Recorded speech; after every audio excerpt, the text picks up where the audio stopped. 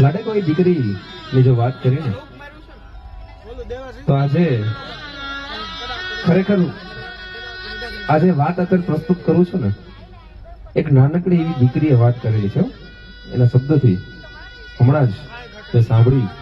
કેવી સુંદર મજાની વાત કરી કે દીકરી કોને કીધું કે પારકી થાપણ છે? કોણ કહે છે કે દીકરી પારકી થાપણ છે? અરે એ તો બે પરિવારનું હવે ઢાંકણ છે. હે? કોણ કહે છે કે દીકરી એ પારકી થાપણ છે? હવે એ તો બે પરિવારનું ઢાંકણ છે. હા, એ વાત સત્ય છે કે એવું કીધું છે કે દીકરી છે ને એ શ્વાસ છે. દીકરી એ શ્વાસ છે. કારણ કે શ્વાસ હોય ને એના વગર ચાલે નહીં. ચાલે? શ્વાસને લીધા વગર ન ચાલે, શ્વાસ વગર ન ચાલે. પણ એ પણ સત્ય છે કે શ્વાસને છોડવો પણ પડે. એટલે કીધું છે કે દીકરી એ શ્વાસ છે.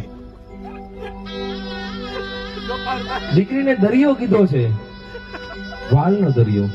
પણ આજે બે વસ્તુની વાત કરીએ. એ દીકરી છે ને નદી સમાન છે, સતત વહેતી રહે છે.